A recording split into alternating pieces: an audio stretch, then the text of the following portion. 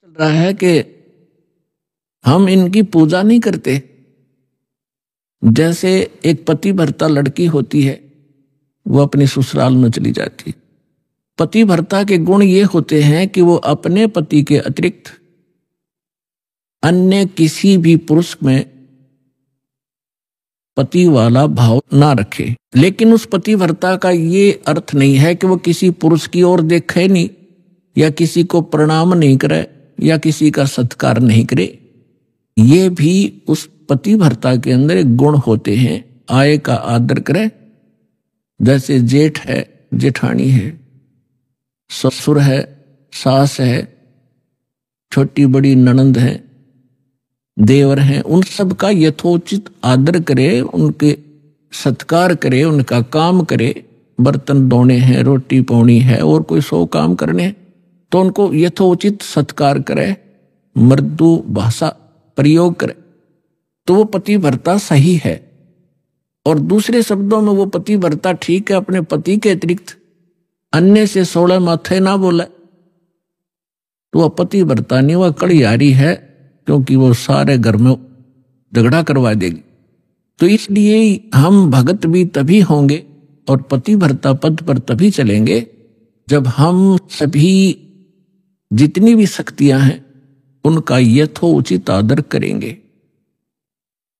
तो पति भर्ता पत्नी जब लड़की अपने सह परिवार में रहती है, ज्वाइंट फैमिली में, तो तब तक वो इतना अच्छा व्यवहार करती है, सबके साथ मेल रखती है, देवर के बच्चों को भी अपने जैसा समझती है, जेठ के बच्चों को भी अपने जैसा समझती है।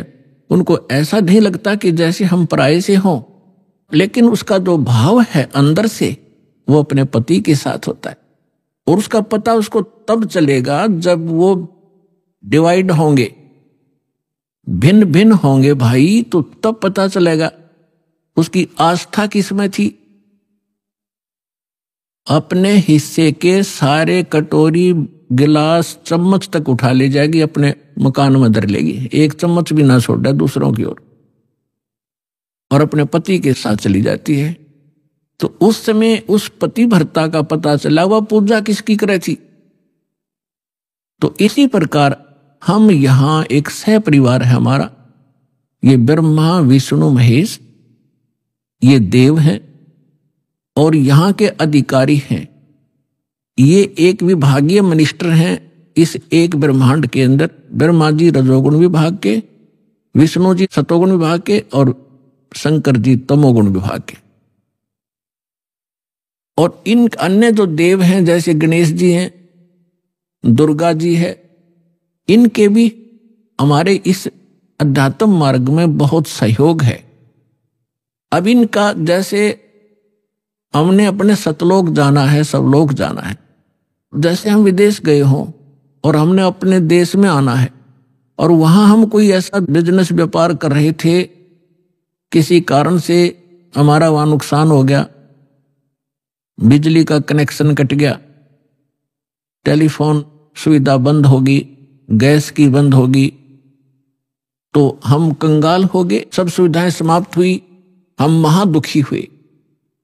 और वहां से आप निकल नहीं सकते जब तक उनका सारा लोन क्लियर नहीं कर दोगे, आने नहीं देंगे, आपको नो ड्यू सर्टिफिकेट नहीं मिलेगा। और वहां कोई आपको ऐसा रहम दिल समर्थ मिल जाए, आपसे कहे कि आपका कनेक्शन पुनः चालू करवा देता हूं अपनी गारंटी से, और आप नए सिरे से मेहनत करो, नेक नीति से मजदूरी करो और इनके टैक्स भरते रहना, बिजली वाले का बिल भरना शुरू कर देना, टेलीफोन वाले का कनेक्शन करवा देता है और उसका मेहनत मजदूरी करके अपना बिल भरना शुरू करो, वो सुविधाएं प्रारंभ हो जाएंगी। और फिर से वो धनी हो करके और सब कर्जे से मुक्त हो करके और बची हुए धन को साथ लेकर के स्वदेश आ सकता है। ठीक इसी प्रकार हम इस काल के लोक में बहुत बड़ी पूंजी लेकर आए थे। हम बहुत बड़े साहूकार के बेटे थे, बेटियां थी सतलोक के अंदर। हम अपनी गलती से उस पूंजी समेत, अपने पुनों समेत इसके साथ आ गए। ये एक बहुत छलिया यहाँ का मालिक है, ये सारे काम छल से करता है और आपकी ही मजदूरी से कुछ टैक्स लेकर अपने 21 ब्रह्मांड को चला रहा है। कबीर साहब कहते हैं, मेरे हंसा भाई हंस रूप था जब तू आया। जब तू वहां से आया ना हमारे पास से, एक बहुत पवित्र आत्मा थी, कोई विकार नहीं था, तेरे पास आध्यात्मिक धन परिपूर्ण था। आज तू बिल्कुल खाली हो चुका है और गधे तक की योनि में जा चुका है पुण्यों के अभाव से। तो उन पुण्यों को पुनः प्राप्त करेंगे हम, उतने ही भक्ति युक्त होंगे जितने हम प्रारंभ में थे। तभी हम स्वदेश जा सकते हैं। बीच में हमने यहां से जाने का टैक्स भी देना है, किराया भी देना। जैसे जहाज से आते हैं तो वो किराया भी देना होता है और फिर पूंजी उससे अलग होती है। इसी प्रकार आपको ऐसी साधनाएं दी जा रही हैं परमात्मा ने। वो ज्ञान जो वास्तविक भक्ति थी वह अभी तक छुपा रखी थी, क्योंकि हम समझण योग्य नहीं हुए थे। और यदि आज से पहले परमात्मा ये मंत्र डिस्क्लोज कर देते तो ये नकली पंथ जो काल न चलवा रखे हैं, इनके पास भी वो मंत्र होते और यही ज्ञान होता। और वो अधिकारी थे नहीं, अधिकारी के बगैर कोई काम सफल नहीं हो सकता। जैसे एक पासपोर्ट बनवाते हैं, पासपोर्ट भी यदि अधिकारी से बना हुआ होगा तो आगे चलेगा, नहीं तो जब समय आने पर उसका पता चलेगा कि पासपोर्ट ही डुप्लीकेट है तो बहुत देर हो चुकी होगी और जेल भी जाना पड़ेगा। तो परमात्मा ने दया बख्शी थी कि ये अभी तक ये मंत्र गुप्त रखे थे। इसके पीछे बहुत बड़ी कहानी है, वो सृष्टि रचना से आपको पता चलेगा, समय आने पर बताएंगे। तो प्रसंग चल रहा है कि परमात्मा ने दया बख्शी आपको। जब 600 वर्ष पहले मालिक आए, परमात्मा वाले ही गुण रखता है। अब जैसे बर्फ के गुण है, बर्फ तो बर्फ के गुण ही रखती है, उसको उसके निकट जाओगे तो वैसा ही आभास होगा। इसी प्रकार परमात्मा जो गुण रखता है वो वैसे ही लीला करता है जैसी वो किया करता है। और उस परमेश्वर ने 600 वर्ष पहले जो लीलाएं की थी वही जानकारी हमारे सदग्रंथों से मिलती है कि परमात्मा जब पृथ्वी पर आता है, यथार्थ ज्ञान स्वयं अपने मुख कमल से कवियों की तरह कविताओं से, लोकोक्तियों के माध्यम से, शब्दावलियों के माध्यम से वो ऊंचे स्वर में बोल बोल कर उच्चारण करता है। और एक प्रसिद्ध कवियों में से भी वो एक होता है, लेकिन वो होता है परमात्मा। और वो परमात्मा अपना यथार्थ ज्ञान स्वयं ही देता है। और जब परमात्मा यहां आते हैं वो 3 प्रकार से हमारी देखभाल करते हैं, 3 सतिथि से। एक सतिथि में परमात्मा सतलोक में सचखंड में एक राजा के समान बहुत सुंदर सिंहासन पर विराजमान है, मनुष्य के सदृश। सिर पर मुकुट है, ऊपर छत्र है। परमात्मा के सिर पर चंवर अपने आप हो रहा होता है। और दूसरी स्थिति में वो परमात्मा प्रत्येक युग में एक शिशु रूप धारण करके यहां आते हैं और किसी कमल के फूल के ऊपर विराजमान होते हैं। वहां से निसंतान दंपतियों ने उठा ले जाते हैं और फिर वहां परवरिश की लीला होती है। तो तब वो कंवारी गाय का दूध पीते हैं और कुछ नहीं पान करते। कंवारी गायों के दूध से उनके बचपन की परवरिश होती है। ये हमारे सदग्रंथ बताते हैं। ऋग्वेद मंडल नंबर 9 सूक्त 1 मंत्र 8 और 9 में, ऋग्वेद मंडल नंबर 9 सूक्त 86 मंत्र 26 और 27 में, ऋग्वेद मंडल नंबर 9 सूक्त 82 मंत्र 1, 2, 3 में, ऋग्वेद मंडल नंबर 9 सूक्त 94 के मंत्र 1 में, ऋग्वेद मंडल नंबर 9 सूक्त 95 के मंत्र 2 में, ऋग्वेद मंडल नंबर 9 सूक्त 96 के मंत्र 16 से 20 में, ऋग्वेद मंडल नंबर 9 सूक्त 54 मंत्र 3 में, ऋग्वेद मंडल नंबर 9 सूक्त 20 मंत्र 1 में। और भी अनेक स्थानों पर ये प्रमाण है कि परमात्मा ऐसी लीला किया करता है। जो परमात्मा शिशु रूप धारण करके लीला करता है तो उनकी परवरिश की लीला कंवारी गायों से होती है, ये वेद बताते हैं। और ये लीला की किसने? वो परमात्मा कवियों की जैसा आचरण करता है। ये लीला की किसने? श्री राम, श्री कृष्ण, श्री ब्रह्मा, श्री विष्णु, श्री शिव जी की लीला में हमने कदे नहीं पढ़ी। हम हिंदू धर्म में ओड जोड़ हो गए। अब परमेश्वर की लीला में 600 वर्ष पहले मालिक आए थे, उन्होंने कबीर भगवान ने ये लीला की थी। तो who is God? Kabir is God. अब भगवान के पहचानने में हमें कति देर नहीं लगेगी, क्योंकि हम जिन सदग्रंथों को अपना मानते थे, आज वही सदग्रंथ हमें संदेश दे रहे हैं कि भगवान ये लीला करता है। तो सबसे पहले तो हमें भगवान की पहचान हो और सदग्रंथों से वो पहचान हो। जैसे दास ने अभी बताया था, गीता अध्याय नंबर 16 के श्लोक 23-24 में स्पष्ट किया हुआ कि अर्जुन जो शास्त्र विधि को त्याग कर मनमानी साधनाएं करते हैं, उनको कोई सुख नहीं होता। न उनको सुख होता है, न उनकी गति होती है, न उनको कोई सिद्धि प्राप्त होती। इससे तेरे लिए अर्जुन कर्तव्य और अकर्तव्य की व्यवस्था में कौन सी साधना करनी चाहिए, कौन सी ना करनी चाहिए, उसके लिए सदग्रंथ ही प्रमाण है। किसी की लोक वेद पर, दंत कथा पर विश्वास मत करना। तो आज हमारे सदग्रंथ क्या बताते हैं? पहले ये इन्हीं सदग्रंथों का आधार देकर के हमारे धर्मगुरु हमें समझाया करते थे, हम स्वीकार किया करते थे, क्योंकि वो संस्कृत बोला करते और सभी ग्रंथ संस्कृत में लिपिबद्ध थे। हमने कोई ऑब्जेक्शन नहीं हुआ कि इतना विद्वान व्यक्ति सच्ची कह रहा होगा। वो सत्य के तो आसपास भी नहीं थे, उनको कख भी पता नहीं था अध्यात्म मार्ग।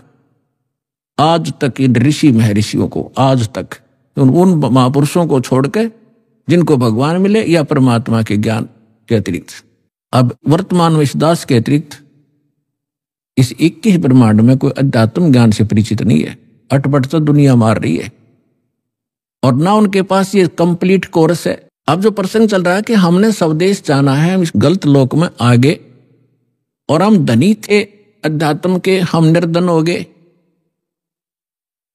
हम पशु तक की योनि में भटक रहे हैं, घास फूस खाकर गुजारा कर रहे हैं। और हम सतलोक में क्या आहार करते थे, कैसी सुविधाएं हमें प्राप्त थी, उसकी तुलना हम इस काल के स्वर्ग लोक और ब्रह्मलोक में भी नहीं दे सकते। जो सुख वहां पर आपको प्राप्त था, उसी सुख की आज भी आपके अंदर चाहत है और उस खोज में आप चलते हो। रास्ते में ना जाने कितने ये बटपार मिलते हैं, ठग मिसगाइड करके आपको भ्रमित कर देते हैं, मंजिल से दूर रख देते हैं।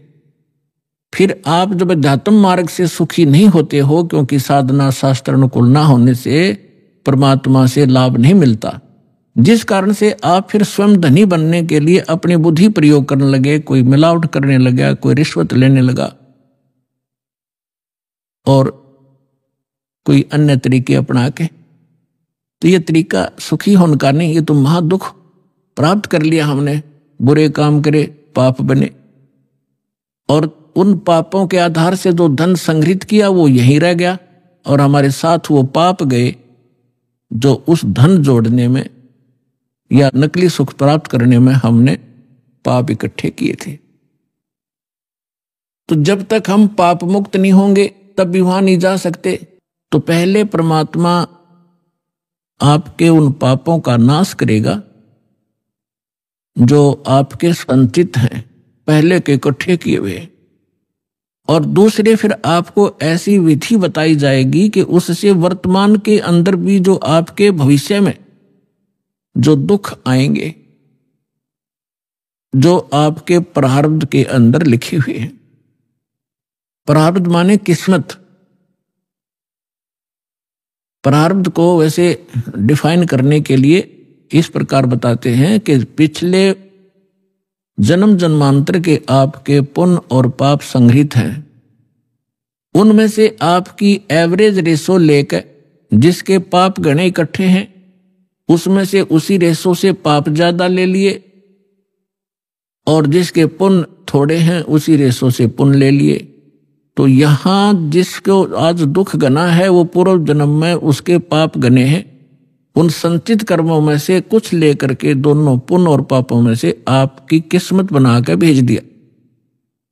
अब आपके प्रारब्ध में, आपकी किस्मत में यदि वो पुण्य है जब तक आपके पुण्य अधिक हैं, पुण्य चलेंगे, तब आप कोई भक्ति करते रहना या ना करना, चाहे आप चोरी करना, डाके मारना, चाहे हिंसा करना, आप सुखी दिखाई दोगे आम जनसाधारण को कि इतना पापी आदमी और फिर भी सुखी। तो ये काल का जाल है, समझना पड़ेगा आपने। तो अन्य व्यक्ति जो आस्तिक हैं वो भी नास्तिकता की ओर चल पड़ते हैं उनको देख के। तो इस ज्ञान के आधार से आपने अपना मन रोकना पड़ेगा कुमार्ग पर जाने से। ये सहारा देगा आपको ये तत्व ज्ञान। और जिस समय उस व्यक्ति के वो पुण्य क्षीण हो जाएंगे, फिर पाप का दौर चलेगा। फिर देखना उसकी कैसी दुर्गति होगी, और फिर उसके पास समय बहुत कम होगा, और कहीं वो समाधान के लिए जाएगा तो ये नकली संत मिलेंगे, उनसे करवा कर जंतर मंत्र लेकर नाम दीक्षा, आखिर में वो मर ही जाएगा उस दुर्गति के साथ। और जब हम सत्साधना करेंगे, परमात्मा हमें मिलेंगे, सतगुरु मिलेगा, सतगुरु हमें फिर वो सत्य ज्ञान देगा, सत्साधना देगा, जिससे आपके पाप नाश होंगे। जैसे आप दुखी हो तो पाप से हो, सुखी हो पुण्य से हो। अंडरस्टूड है इस बात को। आम व्यक्ति थोड़ा सा भी धार्मिकता के अंदर रुचि रखता है, उसको पता है कि पाप से दुख होता है और पुण्य से सुख होता है यहां का। अब जब तक आपके पुण्य चलेंगे तो आप सुखी नजर आओगे। और ये पुण्य पहले की संग्रहित कमाई है आपकी। जैसे इन्वर्टर आज सबके घर हो रहा है तकरीबन, नहीं जानकारी जरूर है सभी ने। उसके अंदर बैटरियां होती हैं, उनको चार्जर के माध्यम से बिजली में लगाकर चार्ज किया जाता है, तो बैटरियों के अंदर वो एनर्जी स्टोर हो जाती है। और फिर बेशक वो इन्वर्टर से चार्जर हटा दिया जाए, फिर भी उन इन्वर्टर से बैटरी बल्ब भी जग रहे होते हैं, ट्यूब भी जग रही होती है, कूलर भी चल रहे होते हैं, वो अपनी सुविधा दे रहा होता है। तो वो व्यक्ति ये सोचता है कि सारे सुविधाएं प्राप्त हैं, लेकिन जब उसकी चार्जर ठीक नहीं है तो वो बैटरी एक दिन एकदम डाउन होंगी और डिस्चार्ज हो जाएंगी, फिर उसको कोई सुविधा नहीं प्राप्त होगी। ठीक इसी प्रकार जो पूर्व जन्म के पुण्यकर्मी प्राणी हैं, उन्होंने पूर्व जन्मों में वह बैटरी चार्ज कर रखी है, कभी चार्जर ठीक लग गया। क्योंकि परमात्मा जब आते हैं, परमेश्वर 600 वर्ष पहले आए थे, भगवान कबीर साहब जी आपको चार्ज कर गए थे आशीर्वाद से, आपको मंत्र दे के, अमृतवाणी सुना सुना के।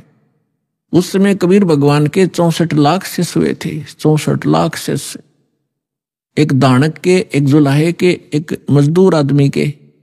और जो संत भी महसूस नहीं हुआ था, क्योंकि हम संत उसे समझते थे जो या तो पंडित हो या बड़ी गुफाओं में बैठे हो, जटा हो बड़ी बड़ी, या मूंड मुंडा रखा हो, लाल पीले कपड़े पहन रखे हो, तो उन महापुरुषों को तो हम संत माना करते। अरे एक हमारे जैसा मजदूर, एक कपड़ा बुनने वाला, एक धानक, उसके 64 लाख से सोना अद्वितीय काम है ये। लेकिन परमात्मा की महिमा को इतना दबा दिया इन नकली काल के दूता ने, उसको एक कवि, एक दानक, एक जुलाहा, एक भक्त बनाकर उसकी फाइल बंद करके छोड़ दी। अब उस लाल की गिठड़ी दास ने खोली और आपको पहचान बता दिया, लाल ये होता है, इसी इतनी कीमत है। अब कौन पीछे रहेगा उस लाल को प्राप्त करने में? दौड़ लग जाएगी, होड़ लगेगी, कुछ दिनों में देख लेना। पूरा विश्व प्राप्त करेगा, सबको जरूरत है भगवान की, भटक रहे हैं, दुख पा रहे हैं, भक्ति भी कर रहे हैं। तो 64 लाख से सोए थे, उस समय परमात्मा ने अपने आशीर्वाद से अपनी वाणी सुना सुना के प्रथम मंत्र दिया, बस वो शेष 2 मंत्र नहीं दिए थे परमात्मा ने। तत् और सत्य ये गुप्त रखने थे, सतनाम नहीं दिया भगवान ने आपको। क्यों नहीं दिया? क्योंकि आप उस समय परमात्मा के पहचानने योग्य नहीं थे। और परमात्मा ने उस समय कहा था कबीर साहब ने कि 5500 वर्ष जब कलयुग बीत जाएगा धर्मदास, तब मैं दोबारा आऊंगा और सारे जितने भी नकली पंथ हैं या हम जितने भी मानव धर्मों में बट गए हैं, इनको ऐसा ज्ञान दूंगा ये ऑटोमेटिकली एक हो जाएंगे। पहले एक थे, एक से अनेक हो गए, अब इस ज्ञान से ये फिर एक होंगे और पूरा विश्व ये भक्ति करेगा और सबका कल्याण होगा जो मर्यादा में रहेंगे।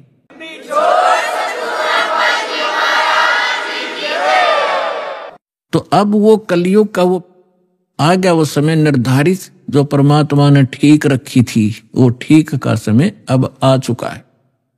और इसलिए परमात्मा ने ये यथार्थ ज्ञान और ये सारे नाम आपके रूबरू करवाने का आदेश दास को दे दिया। तो उस समय परमेश्वर ने आपकी बैटरी चार्ज करी थी और वो बैटरी चार्ज करके आपके अभी तक उसी चार्ज से आपको मनुष्य जीवन प्राप्त होते हुए आ रहे। परमात्मा के विधान में है कि 2 प्रकार से मानव शरीर प्राप्त होता है। एक तो पिछली भक्ति की कमाई से कंटिन्यू आपको 10, 20, 50, 100 मनुष्य जन्म भी हो सकते, इससे अधिक भी हो सकते। वो आपके संग्रहित उस बैटरी चार्ज पर डिपेंड करता है कि किसने कितनी कर रखी है। लेकिन उन मनुष्य जीवन के दौरान यदि सत भक्ति यानी फिर चार्जर नहीं लगा तो फिर कोई लाभ नहीं होगा। फिर 84 लाख योनियों का आपको दंड भोगना पड़ेगा। अब दूसरी प्रकार का जो जन्म होता है वो होता टर्न वाइज। एक नंबर आधार से आपको परमात्मा ने विधान बनाकर छोड़ दिया था इसके लिए कि एक मानव शरीर प्रत्येक जीव को अवश्य प्राप्त होगा। 84 लाख प्रकार के कुत्ते, गधे, सुअर की योनियां भोग के और फिर एक मानव शरीर उस प्राणी को अवश्य प्राप्त होता है। तो कुछ तो ऐसे मानव शरीर प्राप्त प्राणी हैं जो टर्न वाइज मानव शरीर प्राप्त है, और एक वो हैं जो पिछले बैटरी चार्ज थी, उस पिछले संस्कारों से मनुष्य जीवन कंटिन्यू आ रहा है आपका। तो जिनका जो पिछले जन्म में मनुष्य से ही मनुष्य जीवन प्राप्त किया है, आज उनके अंदर भक्ति की कसक ज्यों की तो है और वही पुण्यात्माएं भटक रही हैं भगवान के लिए। तो परमात्मा की चाह में वही चलती हैं क्योंकि उनके अंदर वो कसक विद्वान रहती है, वो भूल नहीं पड़ती उनको। तो कोई तो बचपन से ही कोई ना कोई व्रत रखने लग जाता है, परंपरागत साधनाएं करते हैं, फिर जैसा भी कोई चलता फिरता भी कोई मार्गदर्शक मिल जाता है वो भी स्वीकार कर लेते हैं। फिर संतों के पास जाते हैं, सुनते हैं कि भाई गुरु बिन मोक्ष नहीं होता। फिर उन संतों के पास भी वही पुण्यात्माएं जो पूर्व जन्म से मानव शरीर से ही आए हैं वही भटक रहे हैं, उनके अंदर चाह है, कसक है भगवान की, वही इन धार्मिक स्थलों पर जा रहे हैं, वही इन नकली संतों का फंस गए। ये 2 प्रकार से मानव शरीर प्राप्त होता। तो 600 वर्ष पहले आप जी परमात्मा के संपर्क में रहे थे, आपने चार्जर ठीक लगाया था और उसके कारण आज तक आप मनुष्य शरीर प्राप्त करते हुए आ रहे हो और आपके अंदर आज भी चाह है भगवान की। तो पीछे आप मानव शरीर से आए हैं। यहां थोड़ा सा एक उदाहरण देते हैं। एक कथा आती है अपने पुराणों के अंदर, लेकिन ये जितनी कथाएं हैं ये इनकम्प्लीट हैं, इनको हमारे को कोई सिर पैर इन्होंने बताया नहीं, कथा सुनाकर छोड़ दी। एक गरुड़ और कागभूषण की कथा आती है। एक दिन गरुड़ जी और कागभूषण जी दोनों इकट्ठे हो गए। गरुड़ भगवान विष्णु का वाहन है और कागभूषण बहुत अच्छे जो है भक्त हैं, उनका ऊपर से मुंह कौवे का है, शेष शरीर जो है बॉडी देवता जैसी है, मनुष्य दृश्य। और गरुड़ जी की भी यही दशा है। अब एक दिन गरुड़ जी ने पूछा कि हे कागभूषण, आपके पास बैठकर मुझे बहुत शांति होती है और आप बहुत अच्छे भक्त हो, आपको ये सारी व्यवस्था कैसे प्राप्त हुई?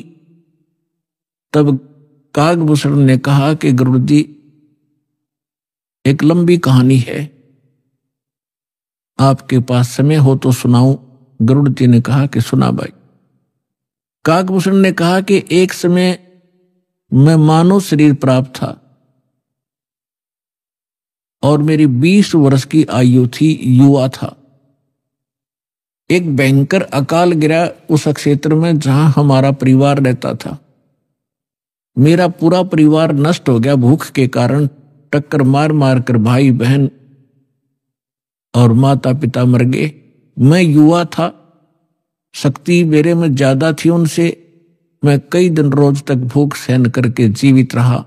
उस क्षेत्र को छोड़कर मैं दूसरे स्थान पर चला गया जहां अकाल नहीं था। वहां पेट भर अन्न खाया, लेकिन हृदय में एक ऐसी चोट लग गई कि ये क्या क्या जीवन है यहाँ का। कल तक हम भाई बहन माता पिता के साथ बड़े प्यार से खेल रहे थे, रह रहे थे, एक दूसरे से बगैर एक पल भी दूर नहीं हो सकते थे। और आज ना माँ रही, ना बाप रहा, ना बहन रही, ना भाई रहे। इसने मुझे इतना तोड़ दिया कि अब कुछ सूझ नहीं रहा था। इतने में क्या सुना कि एक मंदिर से आवाज आई, भगवान की चर्चा हो रही थी। वहां गया तो इस मंदिर के अंदर एक शिव का पुजारी एक ब्राह्मण कथा कर रहा था। मैं पीछे बैठ गया जाकर। कथा के उपरांत सभी श्रोता चले गए, मैं वहीं बैठा रहा। ब्राह्मण ने पूछा, बेटा क्या बात है, कहां से आए हो, कौन हो? तब मैंने अपनी दुख भरी कहानी ब्राह्मण को बताई। पंडित बड़ा दयालु था, मुझे सीने से लगाया और कहा, बेटा यहां तो दुखों के पहाड़ ऐसे ही टूटते रहेंगे, आप भक्ति किया करो, भक्ति करो बेटा, भक्ति से भगवान सहारा देता है और मोक्ष हो जाता है। तेरा कुछ